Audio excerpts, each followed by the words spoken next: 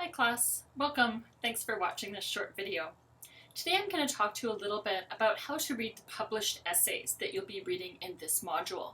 There are 3 published essays that you'll be reading, and these are just some tips and tricks on how to get the most out of your readings for those three published essays. First, part of this course is about becoming not only a better writer, but a better thinker. And in order to do that, we need to learn how to read analytically. Therefore, we pay attention to close reading and analysis, which is basically breaking the piece we're reading into parts in order to think about it differently, to think about it anew. Just as a mechanic could take apart a car and put it back together and then have a different understanding of it when he drove that car, he or she drove the car. Same follows for reading a piece of literature. We can break it into parts, analyze it, and then we have a better understanding of how it works as a whole.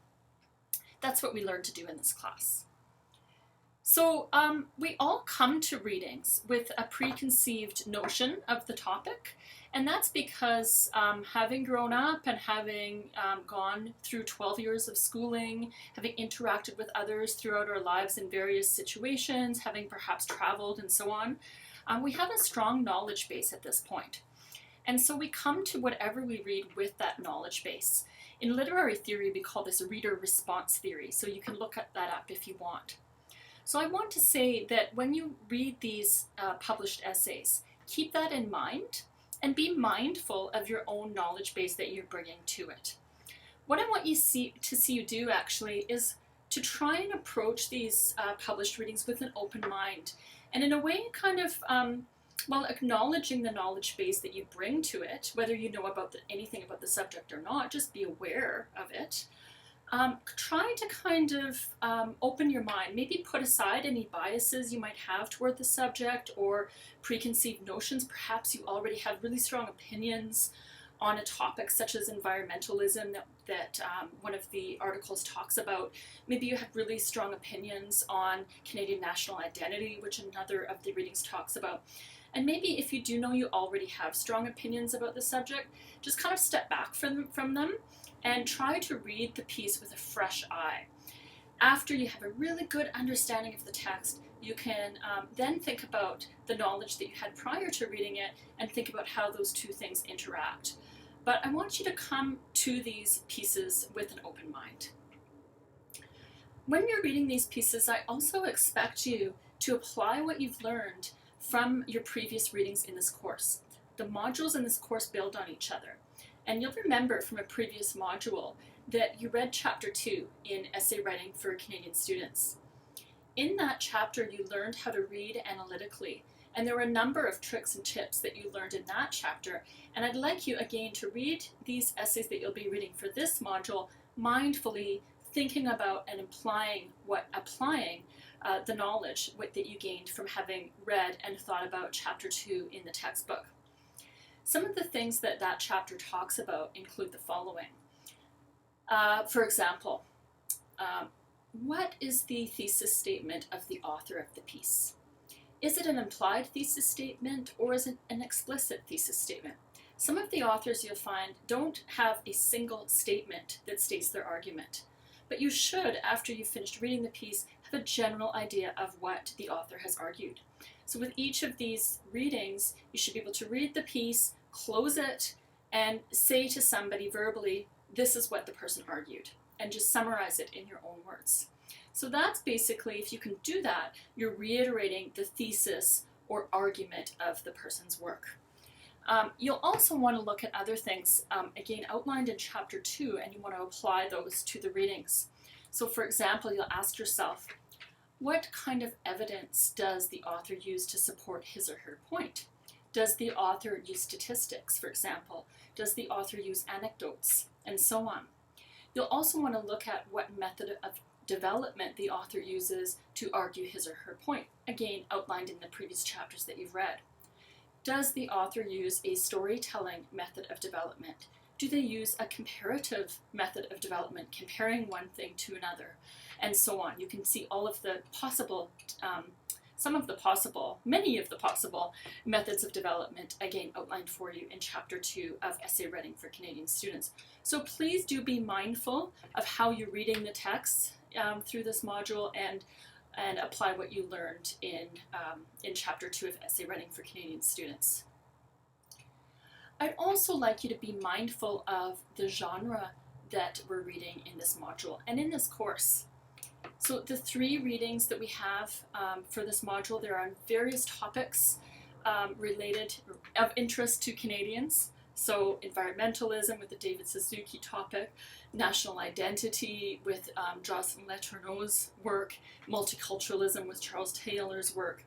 And so there are these different contemporary issues that come into the readings.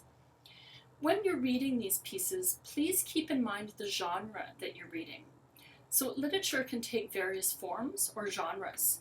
And in this course, in English 219, we're only studying the essay genre. We do not study short stories, we do not study novels, we don't study plays or poems. That's all to be done in English 220. In English 219, however, we are simply looking at the essay genre only. Please then do not call these pieces of writing stories. I often have students calling them stories in their assignments, and they're not stories, they're essays. There are key differences between stories and essays.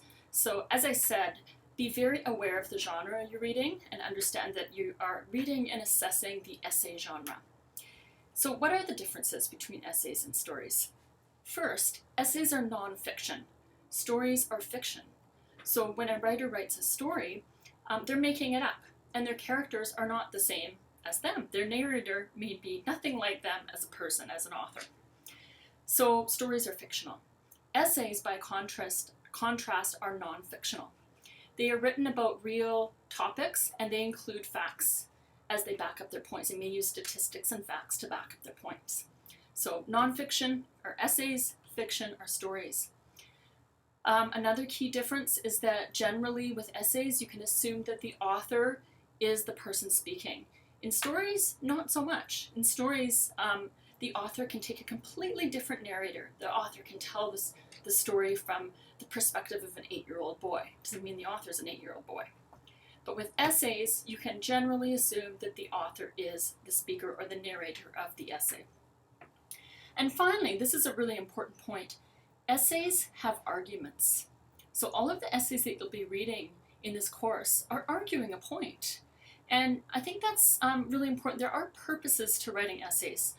Authors write them for a reason. And like I say, there are purposes other than simply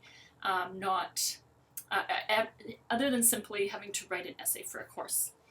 So with the argument, usually an author is trying to respond to perhaps a preconceived idea that they think society has. They want to write what they think is a wrong way of thinking about things. Maybe they want to insert a different perspective into an ongoing conversation that's going on about a topic in their contemporary society.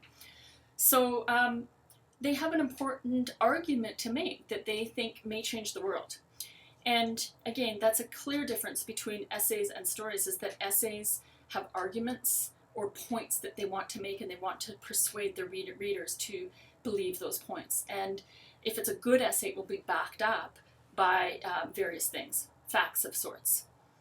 So those are the key differences between an essay and a story. And as I say, in this course, we are studying purely essays. So please be mindful of that and aware, and ask yourself what the main argument of each text is, as well as what kind of examples they're using, what kind of subpoints they have, what kind of methods of development, and so on. Finally, some of these topics might be sensitive for some people. They may be emotional. Maybe you have strong opinions about some of the things that the authors talk about. And so I just wanted to say to please keep in mind to be very respectful as you're doing your discussion posts and your journal entries and so on, and mindful of the fact there are many other people. So I just don't want anybody saying, somebody else is totally wrong with their opinion, and bashing them and so on. And I do encourage disagreement, absolutely, but it needs to be done in a very respectful way that's of course free of racism and sexism. And sometimes when we're online, we sort of forget the audience that we have. And so please be sensitive to your peers and so on. As I say, very important actually to have healthy disagreement and to be able to express one's own opinions, but do it in a way that is respectful. That's it for now. I think you'll really enjoy these essays. This is getting to be one of the most exciting parts of the course, when we can start to engage in thinking critically and engaging with ideas that are important in our world and our society today. That's what English is all about. Thanks for listening to this short video.